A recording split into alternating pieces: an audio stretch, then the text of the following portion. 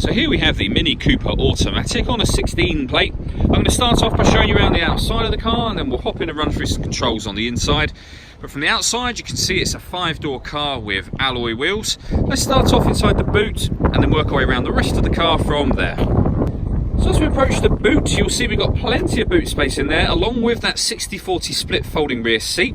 And the boot space can be increased further by folding this tray section and then folding it again, and it stores behind those rear seats, and as you can see you get a lot more boot space when you do that. Okay, so we're just going to work our way back around to the front of the car now, and then we'll hop in and run through some controls on the inside. Now that we've done a full circle of it, you can see it's in lovely condition the whole way round. Just briefly before we climb in, I think that's why we're seeing the interior from this exterior point of view. You get half leather seats, as you can see. There's plenty to run through on the dashboard, so let's hop in and we'll do that right now. Okay, so now that we're inside the car, we're going to start with the dials. On the left-hand side, we have the rev counter, we have the speedometer in the middle, and on the right-hand side, the fuel gauge. You can see the total miles for this car are 12,436. You can change the information displayed above that by pressing a button on the end of the indicator stalk for various different bits of fuel economy information, or if you leave it for a few seconds, a digital readout for the speedometer, which you can see being displayed now. If we back out to the steering wheel, on the left-hand side we have cruise control and speed limiter, and on the right-hand side we have stereo controls and voice activation for the phone. So hit that button, ask it to dial anyone in your contacts list, and it can do that for you without you having to take your phone from your bag or pocket. That is, of course, once you've paired up your phone, and that is done over on the stereo screen in the center just here.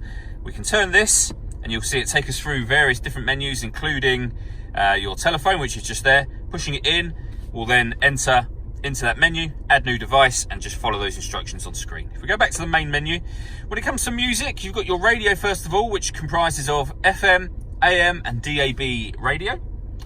You can go back to the menu, we got media, and you can access these directly off of here incidentally. But when it comes to listening to your own music, we have USB input, auxiliary input, and once you pair up your phone, you'll be able to stream music via Bluetooth audio as well. Working our way down, we have dual zone climate control, so you can adjust the passenger temperature, the driver temperature, fan speed in the middle, direction of the air with this button just here. When you're happy with those settings, you can turn the air conditioning on by hitting this button, and the same button again to turn it off, of course, or you can hit auto and the car will maintain the temperatures you've asked for by taking full control of the fan speed, which you can hear it doing now. You can override that by just simply pressing the auto button again, and you'll go back to whatever settings you had it on previously. Beneath that, we've got the air conditioning button. Max Aircon simply turns the air conditioning to full blast, so on a really hot day, press that and it will cool the car down as quickly as it possibly can. Press it again and you'll go back to your previous settings. We've got these buttons underneath that. So this one turns off the stop and start. This car is designed to cut out in traffic when it's stationary to save you fuel. That will turn that system off. This one starts and stops the engine. So the key just simply needs to be in the car, hit that button to start it, same again stop it. And this one turns off the traction control.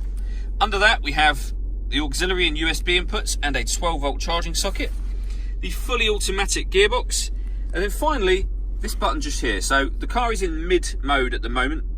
We can put it into sport mode, back to mid mode, back down even further to green. And you'll know what mode you're in because it will show up here. So that's green mode, mid, and sport. All that leaves me to say is thank you for taking the time to watch this video. If you'd like to come and see the car in person and have a test drive, please feel free to call any of our MJA sites. We'd love to hear from you soon.